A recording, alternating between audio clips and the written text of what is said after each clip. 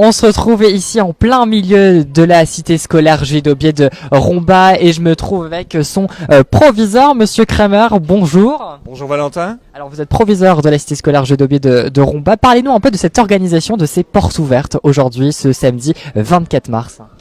Une organisation importante, puisque la cité en elle-même est importante, avec la volonté que nous avons de montrer l'existant et de montrer aussi tout ce qui est nouveau.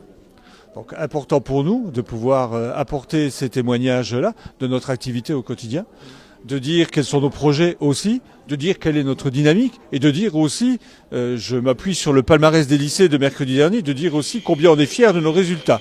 Voilà, donc l'organisation de ces portes ouvertes s'est faite sur l'ensemble de ces ressources-là, sur l'ensemble de ces thèmes-là, et une belle dynamique qui se traduit aujourd'hui par un nombre de parents important, mais qui viennent découvrir, et je le vois dans une relation tout à fait conviviale et intéressante pour nous bien sûr, mais pour eux aussi, puisqu'ils nous disent combien, et je le vois briller dans les yeux des enfants qui sont avec eux, combien il est important de découvrir en réel, comme vous faites là, du direct, combien il est important de découvrir en réel les activités qui sont proposées. Et je vois dans les yeux des futurs élèves, ou des élèves présents, vous savez qu'on a un planétarium et qu'on a aussi des étoiles, mais je le vois au nombre d'étoiles et je vois si leur choix d'orientation correspond ou ne correspond pas à ce qu'il leur est présenté à l'instant T.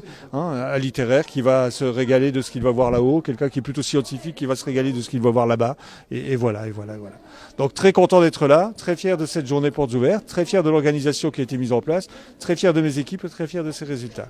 Alors quels sont les différents ateliers que vous proposez à ces jeunes qui cherchent l'orientation idéale tout au long de cette matinée? Alors déjà, je ne crois pas qu'il y ait d'orientation idéale, je me permets de le dire ainsi. Je crois qu'il y a vraiment allié deux choses. De quoi est-ce que je suis capable et de quoi est-ce que j'ai envie? Et si on ne met pas un « et » entre ces deux pieds, deux jambes de l'orientation, on n'y arrive pas. Je m'explique. De quoi est-ce que je suis capable? Bien entendu, est-ce que j'ai le potentiel? Je prends l'exemple très souvent des sportifs. Je prends l'exemple du marathonien et du sprinter, 100 mètres. Est-ce que le médaillé d'or du marathon va un jour gagner le sprint du 100 mètres? Je crois pas. Parce que dans sa physiologie, il est déjà pas fabriqué de cette manière-là, et vice-versa. Je crois que pour les élèves, c'est un peu pareil. De quoi est-ce que je suis capable, physiologiquement, intellectuellement, et de quoi est-ce que j'ai envie?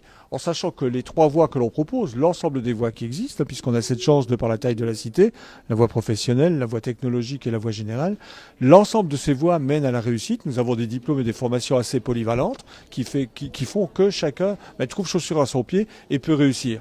Notre système éducatif a ces vertus-là de pouvoir dire, si vous ne réussissez pas de ce côté-là, vous pouvez rebasculer sur le côté autre et d'avancer comme ça. Donc je suis très content que ça s'organise de cette manière-là. On est à l'aube aussi du bac 2021, avec un nouveau bac qui s'annonce, et un bac qui permettra à la fois de conforter le projet d'orientation en le travaillant beaucoup plus dans la durée, puisque c'est 54 heures, donc 1h30 semaine, sur la seconde qui va être consacrée au travail du projet d'orientation, de manière à ce qu'on arrive en terminale, qui est un autre temps de l'orientation, puisqu'on a aujourd'hui à la fois des élèves de CM2 qui viennent découvrir le collège parce qu'ils vont entrer en 6e, des élèves de 3e qui viennent découvrir les différentes voies du lycée que j'évoquais pour faire le meilleur choix à l'entrée en seconde, mais c'est surtout à la fin de seconde qu'ils vont faire le choix d'un bac général ou d'un bac technologique, et pour les autres du bac professionnel.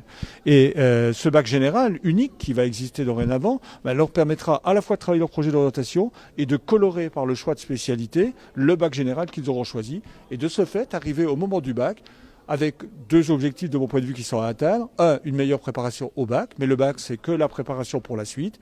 La meilleure des préparations, et si possible avec une bonne mention, c'est la quasi-garantie d'une réussite post-bac assurée. Voilà, donc je suis très content que les choses aillent dans ce sens et évoluent au bénéfice des jeunes. Je le vois déjà au niveau de leurs intentions d'orientation, puisque les projets terminales sont maintenant connus, et on voit très bien que les jeunes ont pris complètement conscience. On dit toujours les jeunes, c'est plus ce que c'était, mais pas tant que ça. Ils ont pris pleinement conscience de ce qui était à la fois possible pour eux et de ce qu'ils avaient envie. Donc ça, c'est vraiment bien. Et gage de réussite pour l'avenir. Merci bien Monsieur Kramer. Alors peut-être un mot à ces jeunes qui rentreront à la cité scolaire à la rentrée de septembre. Oui. Ayez confiance en vous. Ayez confiance en vous, le potentiel est là, je n'en doute d'aucune manière. La difficulté, c'est que chacun pense, parce qu'il est sprinter, ne pas être marathonien, et parce qu'il est marathonien, ne pas être sprinter.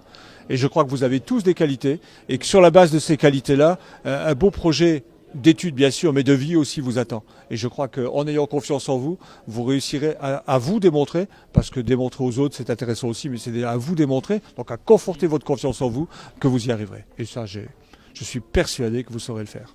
Merci bien Monsieur Kremer, proviseur de la cité scolaire GIDOB de Romba, d'avoir été à nos côtés pour parler de cette journée porte ouverte. Merci en tout cas à vous. On se retrouve dans quelques minutes au bâtiment 2 pour parler du lycée général avec Madame Ponsard. À tout de suite. Merci à toute l'équipe.